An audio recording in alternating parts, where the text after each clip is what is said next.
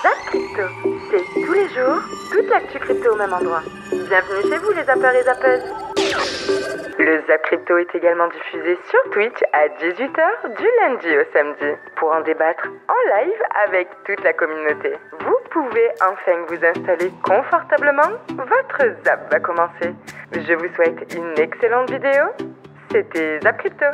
Odbit avait suspendu les retraits, je ne sais pas si vous vous en souvenez, c'était en 2022, en août 2022, donc il a repris son trading, il a repris son spot et aujourd'hui, malheureusement, il met fin à ses activités dans la bourse crypto asiatique Odbit, qui travaille d'ailleurs beaucoup pour les Américains, et ferme tout simplement et ferme ses portes. Et la société d'ailleurs estime que les SEX, donc les échangeurs centralisés, ont peu de chances de durer dans le temps.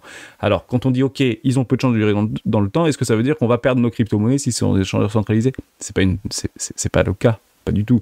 Nous, ce qu'on veut, c'est qu'ils ségrèguent nos comptes, qui n'utilisent pas notre argent pour pouvoir spéculer ou s'acheter des yachts ou des baraques à Miami. C'est pas ce qu'on veut. Nous, ce qu'on veut, c'est qu'ils gèrent convenablement leur entreprise. Et s'ils font de la rentabilité et s'ils font du bénéfice, ils continuent. Et s'ils n'en font plus, ils arrêtent. Malheureusement, ils tombent les activités, mais ils nous rendent nos crypto-monnaies. Donc, si vous êtes dans Odbit, vous avez jusqu'au 21 juin, tout simplement, pour retirer vos crypto-monnaies. Il est vrai que ça passe parfois sur des blocages, des coupures au niveau des retraits ou des dépôts, évidemment, mais voilà. En tout cas, là, vous avez la possibilité de sortir vos fonds, et c'est ce qu'on attend d'un échangeur centralisé.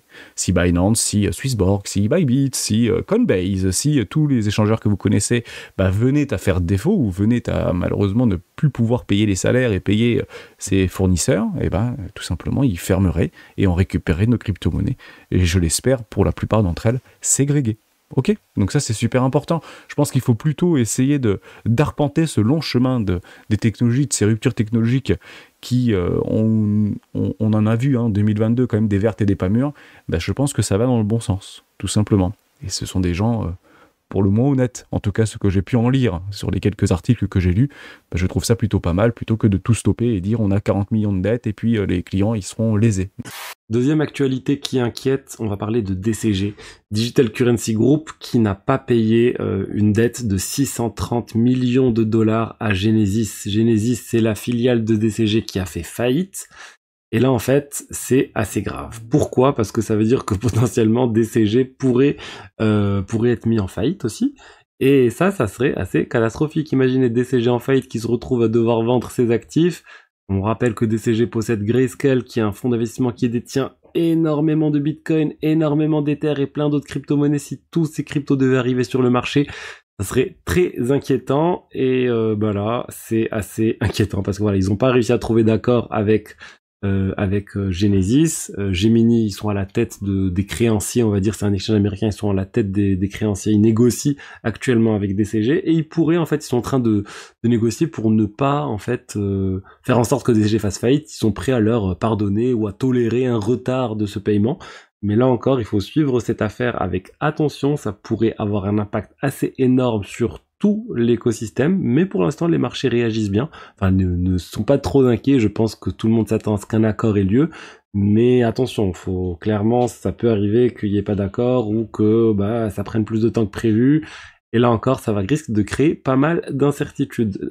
A priori, en fait, il y a quelques mois on disait c'est bon, l'accord avait été trouvé, et finalement ça a complètement changé. Donc vraiment, ça bouge beaucoup à ce niveau-là. Clairement, DCG a des problèmes. Ils n'ont pas suffisamment d'argent pour rembourser, a priori, les 630 millions de dollars qu'ils devaient à Genesis. Donc là, ils vont sûrement travailler sur un étalement de cette dette. Troisième news ce matin, Turquie, le taux de détention des cryptos explose.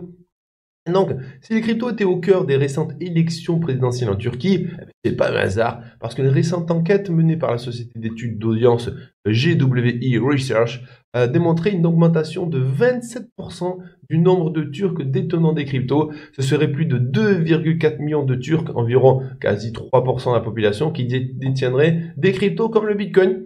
Et donc, ces chiffres sont sensiblement supérieurs à ceux obtenus par l'Argentine et les Philippines, par exemple. Pour les deux États, on note une augmentation respectivement de 23,5 et 23,4. Ça fait quand même de la belle augmentation.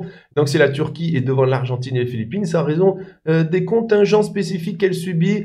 Tout simplement, ces dernières sont essentiellement économiques et financières. C'est la même chose. L'augmentation du nombre de personnes détenant des cryptos en Turquie est liée aux circonstances économiques du pays, avec une inflation galopante, une crise financière qu'elle occasionne pour les citoyens et les cryptos, qui sont devenus une alternative économique. Donc c'est la même chanson, grosse inflation, la monnaie dévalue à mort, et les gens essayent de sauver un minimum le pouvoir d'achat ou de sauver un peu les meubles pour le futur. Eh bien, ils se ruent sur la crypto qui est beaucoup moins volatile que leur monnaie qui s'éclate par terre.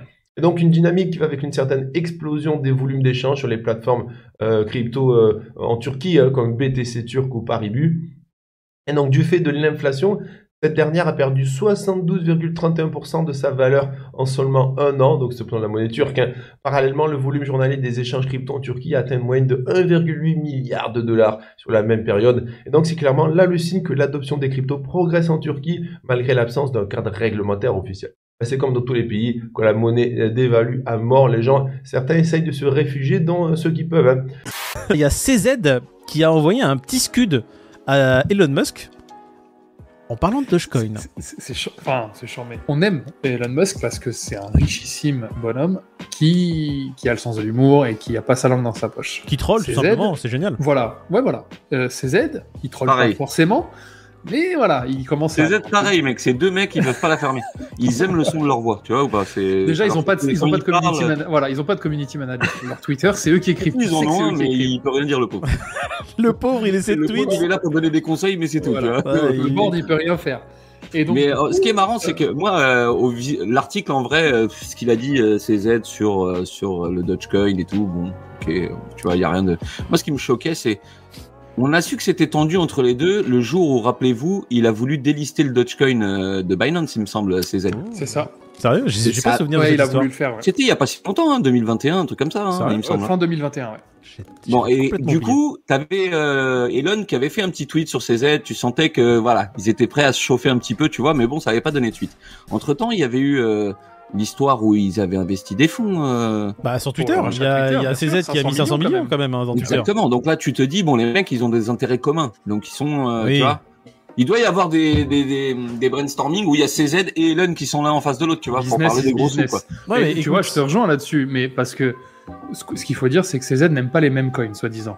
Mais le mec, business is business. Ça l'empêche pas de lister. Bah, ferme-la dans ce cas-là. Va pas dire il tient grâce à Elon, alors que t'as ça que je comprends pas. Il y a une semaine, il a listé Floki, qui est quand même le nom du chien d'Elon, quoi. Donc, arrête, quoi. Super. Bon, écoute, je n'aime pas les mêmes coins, mais j'aime l'argent. Comme vous le savez certainement, depuis la mise à jour Chapella qui a eu lieu sur le réseau Ethereum le 13 avril dernier, il est désormais possible pour les validateurs du réseau de retirer les Ethers qu'ils ont placés en staking. Néanmoins, pour tous les protocoles de type staking as a service, donc comme Lido par exemple, il fallait un petit délai supplémentaire pour que les choses soient correctement mises en place. C'est désormais chose faite, donc il est possible pour Lido de retirer les Ethers. Donc c'est-à-dire que si vous avez des ST-ETH, vous pouvez les rendre au protocole et récupérer les Ethers qui ont été verrouillés derrière. Et on en a beaucoup parlé aussi sur cette chaîne YouTube et dans certains épisodes du Récap Crypto avec l'arrivée de la mise à jour Chapella. Il y avait énormément de craintes sur une grosse quantité d'Ethers qui pouvaient potentiellement se déverser sur le marché, faire drastiquement chuter le cours. Et bien concrètement, c'est, j'allais dire tout l'inverse, mais non pas tout l'inverse qui s'est passé, mais en tout cas, les craintes ont rapidement été balayées, puisque le staking sur Ethereum n'a jamais été aussi haut. En effet, malgré des retraits qui s'élèvent à plus de 2,6 millions d'Ethers, donc quasiment 5 milliards de dollars au cours actuel, la balance nette des dépôts est de 21 millions d'Ethers, à savoir près de 40 milliards de dollars. C'est donc 17,6% de la quantité totale d'Ether qui est désormais en ce moment en train de sécuriser le réseau. D'ailleurs, si ça vous intéresse, on avait publié sur Cryptos une vidéo complète au sujet de la mise à jour Chapella, de tous les enjeux qui entouraient cette mise à jour et de tous les protocoles qui pourraient en bénéficier et comment vous aussi en tant qu'investisseur vous pourriez en bénéficier. On avait notamment beaucoup parlé de Lido Finance et de tous ces protocoles qui permettent de déléguer ces Ethers, de continuer à les utiliser aussi dans d'autres protocoles de DeFi comme pour le lending, etc. Bref, je vous invite à regarder cette vidéo, elle est toujours d'actualité bien entendu. Dans les news, finalement, on a, après Ledger, la semaine dernière, vous savez, qui a fait beaucoup parler de lui parce que on s'est aperçu que potentiellement Ledger avait accès à nos clés privées.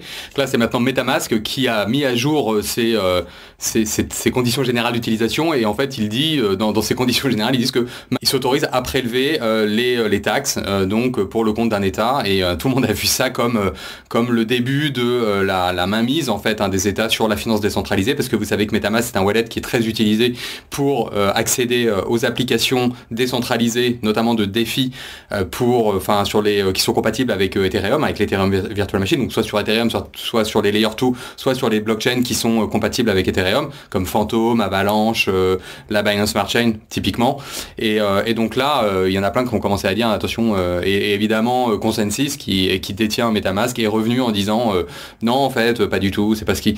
Alors qu'on sait très bien que ce qui arrive dans les années à venir, c'est des KYC intégrés à MetaMask, ça existe déjà pour les instits, même s'il y en a qui veulent pas y croire, je sais que ça arrive, c'est même certain, vu la façon dont la tournure que c'est en train de prendre, et qu'à terme, l'objectif, c'est évidemment de pouvoir collecter les taxes sur les gains réalisés dans la finance décentralisée. Mais ce que ça veut aussi dire, c'est que la finance décentralisée est appelée à énormément se développer dans les années à venir, que ce soit de manière décentralisée ou plus encadrée, comme on avait vu notamment avec la création de projets par Digital Asset comme Canton Network. Mais là, pour le coup, on est vraiment sur du décentralisé.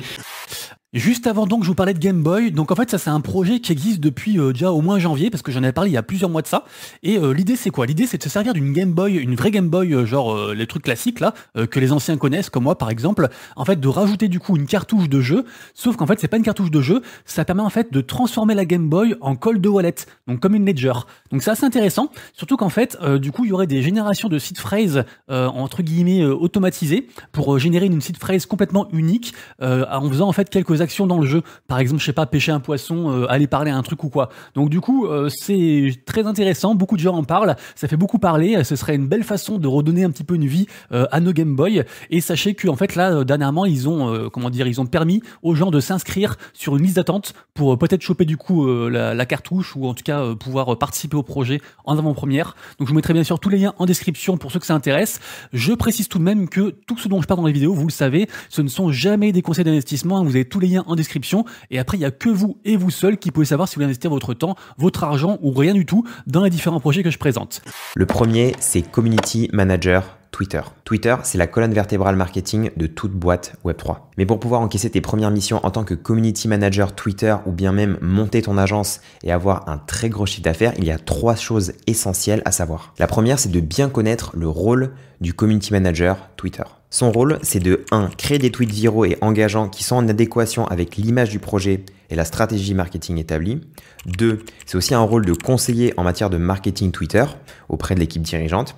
C'est aussi un rôle de collab manager, donc de faire des collaborations entre plusieurs projets et le projet pour lequel il travaille. C'est un rôle de media buyer, donc notamment avec des ads sur Twitter. C'est un rôle de lien direct avec l'audience. Donc bien sûr, il va falloir répondre aux commentaires et interagir avec la communauté. Et enfin, c'est très important d'avoir une stratégie de call to action pour soit convertir l'audience sur Discord, ou alors utiliser le produit, par exemple, lors d'un airdrop. Le canton de Zug en Suisse a augmenté le seuil des paiements d'impôts en Bitcoin et en Ether à 1,5 million de francs.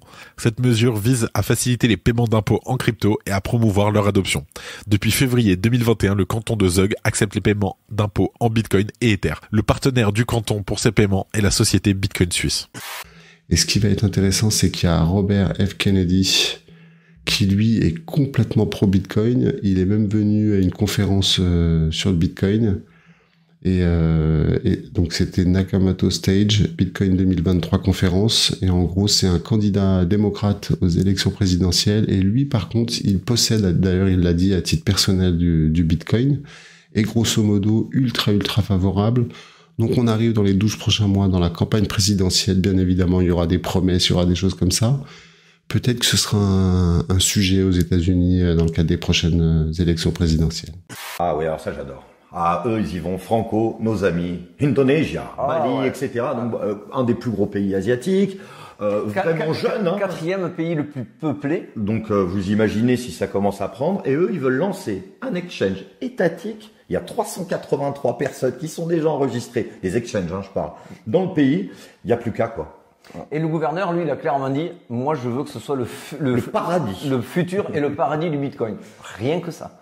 Rien que ça. Donc, grosso modo, là, c'est encore un petit peu géopolitique, en disant, si tu n'arrives pas là-bas à prendre des décisions, moi, je vais les prendre, et si je peux te capter un petit peu de gens et de sociétés qui viennent. Économiquement parlant, les US vont vite comprendre, le gouvernement en place, qu'il va falloir réagir très vite, et sinon, ils vont se faire capter toutes les richesses issues de l'écosystème crypto. Au niveau de la macroéconomie, cette semaine, on va avoir un petit peu plus de mouvements. C'est vrai que c'était un petit peu mou la semaine dernière, je vous avais prévenu, on a eu quelques mouvements qui ont été relativement volatiles dans une journée, mais sur le weekly, quand on regarde la bougie semaine qu'on ira voir tout à l'heure, et que je vous ai présenté samedi, on est relativement flat, donc on n'a absolument pas bougé.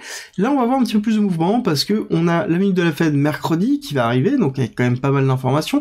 On va avoir les ventes de logements neufs mardi, intéressant pour le mois d'avril, dans lequel on pourra avoir un petit peu de mouvement si jamais on éclate à la hausse ou à la baisse les 600 000.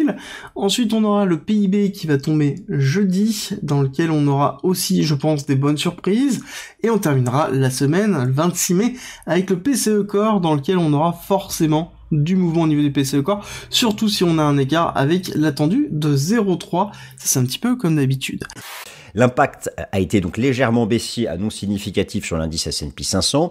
L'impact a été globalement haussier à non significatif sur le marché obligataire, qui pouvait être vu à ce moment-là comme un aspect refuge. Et l'impact a été globalement baissier à non significatif sur le dollar américain. En réalité, c'est parce que ces épisodes de shutdown, en fait, n'ont duré que très peu de temps. Donc c'est vraiment ça finalement qui compte. Alors, quels sont les risques pour l'économie américaine en cas de nouveau shutdown? Là aussi, globalement, l'impact a été limité, mais il y a quand même cette année quelque chose de très différent. Comme je vous l'ai montré tout à l'heure, la dette publique américaine, depuis 2013, a doublé, ce qui est énorme.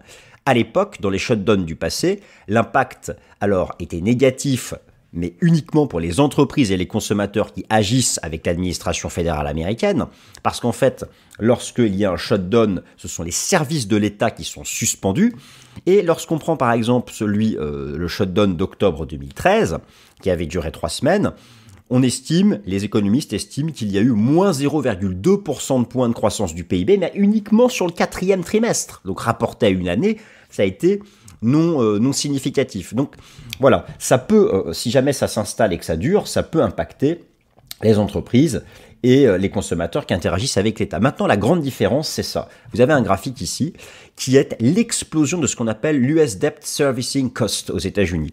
C'est l'explosion du service de la dette. En fait, qu'est-ce que c'est le service de la dette? C'est la part du nouveau déficit budgétaire qui est utilisée pour uniquement faire face à la charge d'intérêt de la dette en cours. Et c'est ça qui a doublé, c'est ça qui a explosé à la hausse.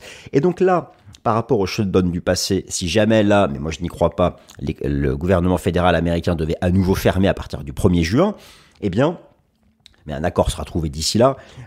Le problème, c'est ça, c'est que là, il y aurait un problème de solvabilité de l'État américain. Alors, il y a des mesures d'urgence. Bien sûr que le gouvernement fédéral américain peut mettre en œuvre des mesures temporaires et d'utiliser des fonds spéciaux, des éléments comme ça pour pour honorer sa dette. Donc il y a quand même des solutions, mais elles sont temporaires. Mais heureusement, dans le passé, de toute façon, le plus long shutdown avait duré 3 semaines, ce qui n'est pas non plus, et en moyenne, je vous ai dit 9 jours, la durée moyenne des différents shutdowns.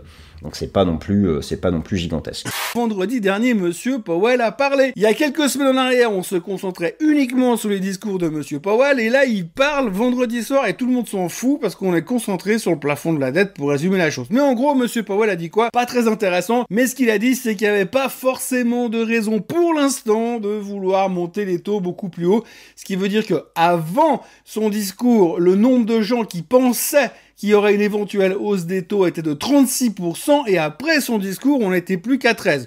Alors vous voyez tout de suite, les sondages on peut leur faire dire n'importe quoi. Toujours est-il qu'on était soulagés après le discours de Powell, même si je suis pas certain que 80% des gens ont pris le temps de lire ce qu'il a raconté dans son discours. Bref, toujours est-il que pour l'instant, les taux ne devraient pas monter lors du meeting du 13 et du 14 juin, à moins que les chiffres du PCE qui vont sortir vendredi après-midi nous disent le contraire, mais ça c'est une autre histoire, parce qu'entre les deux, on a le plafond de la dette à régler. On va passer directement maintenant sur le dollar, le dernier, notre fameux papa dollar. Donc vous le savez, le dollar c'est un petit peu lui qui crée tous les mouvements qu'il se passe en ce moment, Bitcoin, Ethereum, sur tout, que ce soit le marché crypto-monnaie, même le marché des actions et même les métaux précieux, c'est vraiment le dollar qui drive tout en ce moment. Et comme vous le voyez ici, le dollar nous a trouvé une clôture weekly qui a été plutôt bullish. On a eu ici certes une mèche qui est revenue chercher la fameuse zone de support des 102 points, puisque en fait, regardez, je vais vous le montrer quand même en daily. En daily ici, en fait, ce qui s'est passé, c'est qu'on a eu ici consolidation, on a fait un petit triple, quadruple bottom, boom, extraction haussière. Donc on était venu casser ici la ligne de coup, et en fait la mèche ça a été tout simplement un retest de cette zone en tant que support. Donc on vient faire un triple bottom, cassure, retest et on gagne. Donc là c'est vraiment extrêmement bullish pour le dollar et malheureusement c'est vraiment bearish pour le marché crypto-monnaie. On voit que la clôture weekly a été plutôt belle puisqu'on est venu trouver une clôture aux 103,18 points. On a été légèrement rejeté, mais c'est normal, on est au contact du ruban de My Mobile weekly, donc c'est une zone de résistance malgré tout assez importante, mais si vous regardez la taille du ruban, elle est toute petite. C'est une zone de résistance qui est toute petite, donc très facile à casser. On pourrait facilement sur cette semaine venir s'en extraire et revenir chercher, trouver une clôture au 103,90 jusqu'aux 104 points. Donc attention là encore, ça pourrait être une belle performance de la part du dollar et ça pourrait être évidemment moche pour le marché crypto. On était passé sous le MA89, on a mis en place un petit W, on a réussi à réintégrer. Donc ça aussi c'est un très bon signal. On a réintégré ici le MA89 et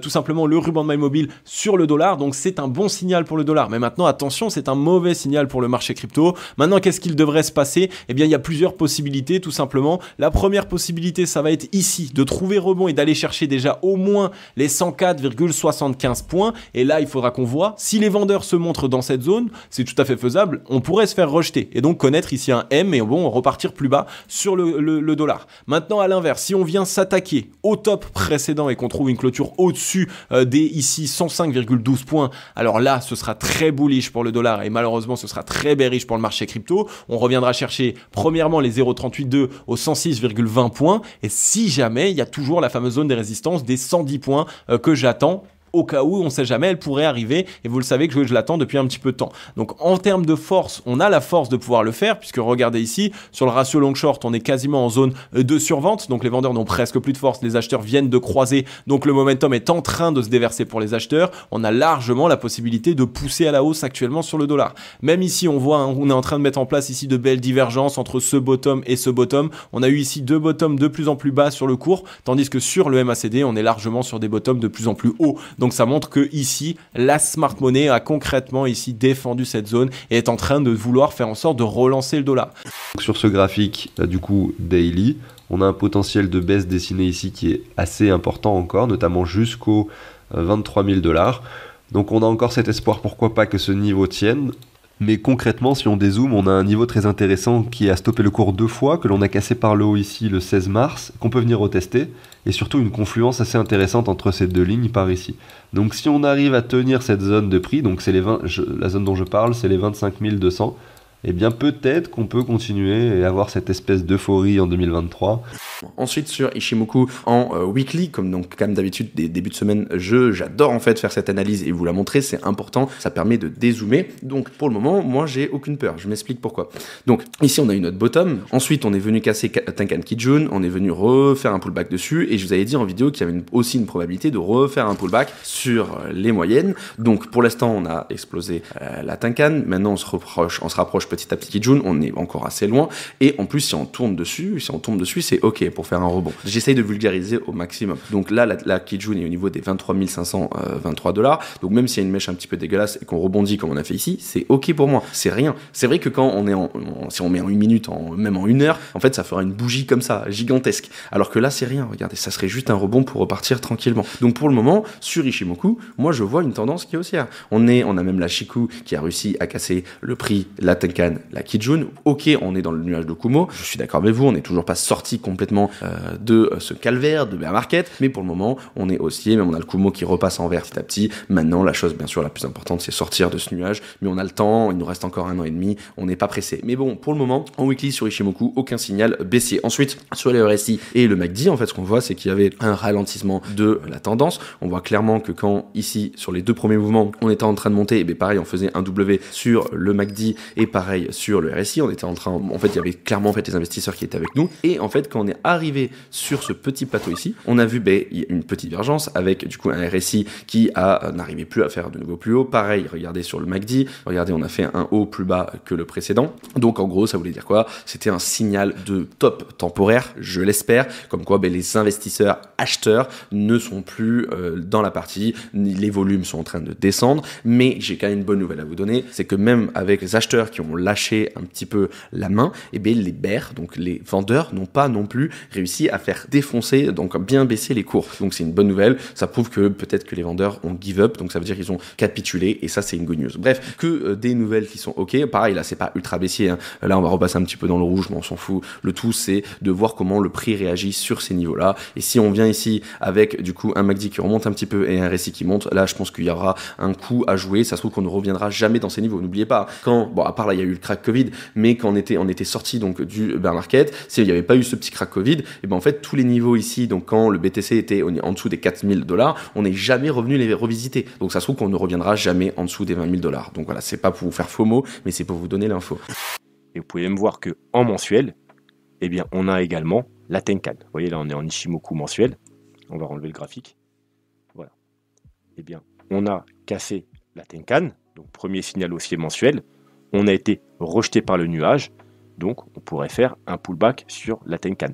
Mais repasser sous la Tenkan, qui est exactement au 23 200, qui est exactement elle aussi pile poil sur ce niveau-là. Donc c'est pour ça que je vous dis que c'est vraiment le niveau le plus important, le niveau à surveiller, le niveau à ne pas casser. On repasserait bearish. Voilà, donc Tenkan mensuel, Kijun weekly, niveau mensuel, niveau très important.